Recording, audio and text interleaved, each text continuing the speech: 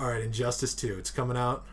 The new subtitle, Below the Belt. Bang. It's been announced. It's just going to start out with Superman sucker punching Batman. Right in the testicle area. Just right hook. That's going to be the end of the game. Congratulations, roll credits. Like, there was a lot of, like, armor up stuff. Yeah. Like, people building armor on top of what they were already wearing. After they got beat up. Yeah, I think and this is obviously very speculative. Maybe they should wear that at the beginning before they get the crap beaten out of them. Yeah, it might be a little bit, I don't know, just an idea flash before you get pounded in the dirt. I don't know. I'll put my armor on now. No, it's okay. This is way better. It's all good. I was just seeing if I could beat you without it. It's only if you get angry. You have to get him really mad. I mean, even Batman had it. He did, well, yeah. He had probably, He had two of them. He's probably the one who should have the most because he's a human being. 100%, yeah. But no, and this is completely speculative, This part is, yeah, because they haven't actually said that there's any kind of armor system. It would be really stupid to show it in that cinematic trailer and then have nothing in there like that. Yeah.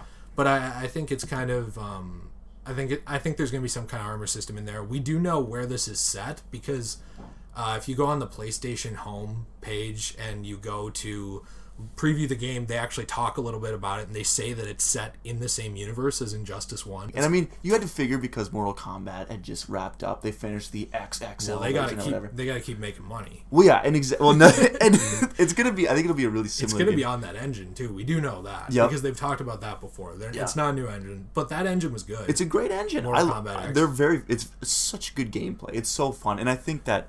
Yeah, and it is in the same universe, which is going to be really interesting, I think, building off of the cliffhanger from Injustice 1. I just hope it's not a 100% repeat of the first game's thing, because, like, fighting games never have the best story ever, I don't think. But Injustice was one of the better ones. I thought it was cool. I thought that the angle with the Joker killing Superman, destroying Metropolis and then Lois Lane, dying. It was really interesting because it actually showed what happens when Superman goes over the edge in a video game, and that's never been done before. And it's happened in comics and stuff, but I think it's super interesting. It was really cool to see that. And I think that's why it's one of the better ones. Like if you look at Marvel vs. Capcom, there's like no story. It's all garbage. Gameplay. It's absolute garbage. Yeah. Like as far as any kind of story, and the gameplay's broken too. But then, you look at Smash Brothers, like one or two Smash Brothers have had like a kind of incohesive story. That's it. Street Fighter used to kind of have one. They don't really as much anymore. Just like fighting games are not known for it, so it was kind of different at the time for it to be pushed more. I think Mortal Kombat 9, which was just, I think it was just called Mortal Kombat, wasn't it, for like 360 and... I think so. And PS3, and I think PC. That was one of like the NetherRealm ones that kind of pushed the story forward in that universe, and then Injustice came out after that, and it kind of pushed that too. And I think all of that kind of came from the the DC universe versus Mortal Kombat. Mm-hmm. That game had a story too. It wasn't great. No, it existed. That was a fun game. I don't know. That was just kind of like a guilty pleasure game because it wasn't good. It wasn't great. And I remember, I think I went back and played it on the 360 maybe 2-3 years ago. It was terrible combat. I hated it. And I didn't know what I was doing. It was really frustrating. I never even played it. It just looked bad, but it looked fun bad.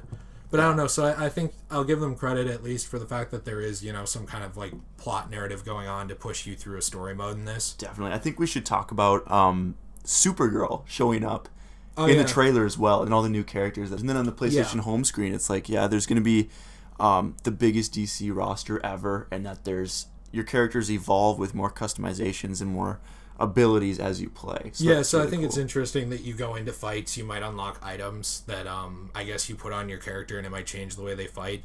They had that in Mortal Kombat X, where like there were different modes of fighters. So maybe it's going to be kind of a combination of those two things. We're not really sure. We just know that each fight is supposed to offer something a little different as far as a reward.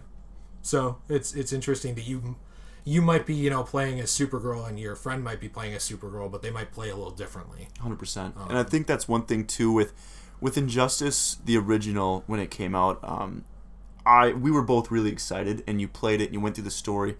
Then after the story, the main goal, I think, for us was just to try to get to level 50 to get an achievement. Yeah, and then 100, but we never got there. No. Because it was just ridiculous. But that was our main motivation to keep playing. And I think this is what they're doing to keep that motivation to keep playing hours upon hours instead of just need that. Get to level 50 and play online and get destroyed by everyone. Yeah, because everyone was using Deathstroke. That's the other thing. There's two things that are terrible about the first game. One is balancing of characters. Really bad. There's like 3 characters that are just gods. Like Deathstroke, super tough to Superman, and Scorpion are ridiculous, and Scorpion all of them are really broken. Aquaman could be really cheesy. Yeah, too. he could. And then the problem was zoning. So that was like where someone would just sit in a zone with an interactive object and throw it at you over and over. Yep. That was garbage too. So if they're gonna, do this, which obviously they're 100% committed to this game coming out, if they want the online community to survive, they need to eliminate those problems because that murdered the first game's online community within a couple months. If you go on any system now and try to play it online, you can find matches, but there's only a few people online at any time. Still, they need to have the interest of and the desire to keep playing so you can unlock more and you're actually achieving something while you're playing. Because after we beat the story, and I mean, I didn't like those Star Labs missions. No, I thought they were terrible. They were awful. They really, I didn't have fun with those.